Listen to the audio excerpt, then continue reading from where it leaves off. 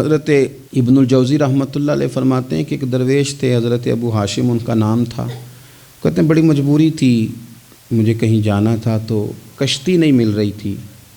اچانک ایک کشتی گزرنے لگی تو میں بھی سوار ہونے لگا تو ملاح نے مجھ سے کہا کہ یہ ایک صاحب بیٹھے ہیں، بڑے امیر ہیں، ساتھ ان کی کنیز ہے، انہوں نے مجھ سے بک کر لی ہے ساری کی ساری، کیا کھدا سی سالم کرا لیا ٹانگا، وہ ساری کی ساری بک کر لی ہے تو میں تو کسی کو نہیں بٹھا سکتا۔ تو وہ جو صاحب بیٹھے تھے بڑے سیٹھ آدمی تھے، کہنے لگے میاں آپ کسی اور کشتی میں بیٹھو۔ جو ان کی کنیز تھی نا وہ کہنے لگی چہرے سے کوئی نیک آدمی لگتا ہے، چلو اتنی سواریوں کی جگہ ہے، کسی کونے کھدرے میں بیٹھ جائے گا، ہمارا کیا جائے گا۔ کہا اچھا چلو آ جاؤ۔ کہتے میں کونے میں بیٹھ گیا، تھوڑا رستہ آگے گیا، انہوں نے کھانے کا سامان نکالا، مجھے بھی کھلایا، لیکن کھاتے کھاتے میری نظر پڑی تو اس میں تو شراب کے برتن بھی تھے معاذ اللہ۔ پھر اس شخص نے کھانا کھانے کے بعد اس کنیز سے کہا کہ مجھے معاذ اللہ گانا سناؤ۔ وہ گانے لگی، یہ میری طرف متوجہ ہونے لگا، مجھے کہنے لگا سنو، میں نے کہا میں یہ نہیں سنتا۔ پھر میری طرف شراب بڑھائی، میں نے کہا میں نہیں پیتا۔ تو کہنے لگا تو کیا سنتا ہے، تو کیا سنتا ہے؟ تو کہنے لگے میں سناؤں کیا سنتا ہوں؟ کہا سنائیے۔ فرماتے میں نے قرآن پاک پڑھنا شروع کر دیا۔ کچھ لوگ، میں آپ کو یقین سے کہتا ہوں، کچھ لوگ ایسے ہیں جن کی زندگی دور گزر گئی ہے مسجد سے، انہیں کو بندہ چاہیے جو تھوڑا سا جا کے پیغام حق سنائے۔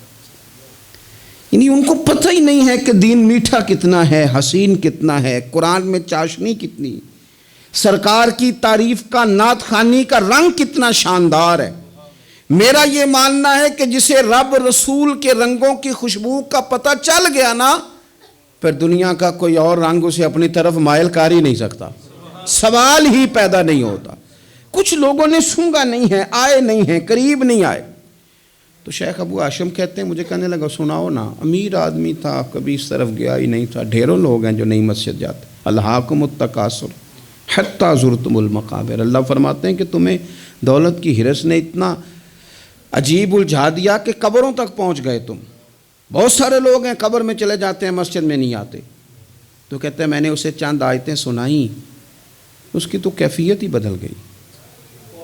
کہنے لگا مولانا زندگی بڑی گناہوں میں گزری ہے، اب توبہ کر لوں تو مالک معاف کر دے گا؟ کارنامے خطرناک ہیں، پیچھے رجسٹر کالا سیاہ، معافی ہو جائے گی۔ دولت بڑی تھی تو پھر ہم نے بھی شراب کباب شباب میں اڑا دی ساری، معاف کر دے گا؟ تو کہتے ہیں میں نے کہا ہو بندے کے آنے کی دیر ہے، اس کی رحمت تو فوراً ہی قبول کر لیتی ہے۔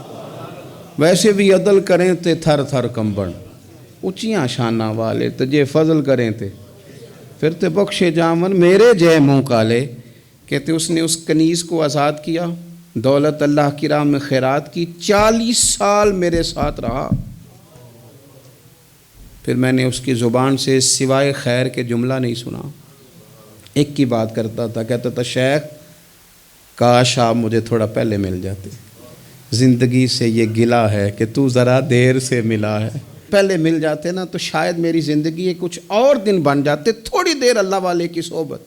آپ فرماتے ہیں پھر وہ 40 سال کے بعد میرے سامنے انتقال ہوا، میں نے ہی دفن کیا، میں نے ہی قبر میں اتارا، جنازے کا اہتمام بھی میں نے ہی کیا۔ میرا یار تھا، دل لگ گیا تھا، پیار ہو گیا تھا، میں پریشان رہتا۔ ایک دن خواب میں مل کے مجھے کہنے لگا فکر نہ کر، میں نے اپنے رب کو بڑا ہی مہربان پایا ہے، میں نے اسے بڑا کریم پایا ہے، معاف کرنے والا پایا ہے، درگزر کرنے والا پایا ہے، اس نے فضل فرما دیا، میرے گناہوں پر اس کے عفو و درگزر کا قلم چل گیا ہے، اور میرے حق میں جو فیصلہ آیا ہے وہ رحمت والا ہی آیا ہے، فضل والا ہی فیصلہ آیا ہے۔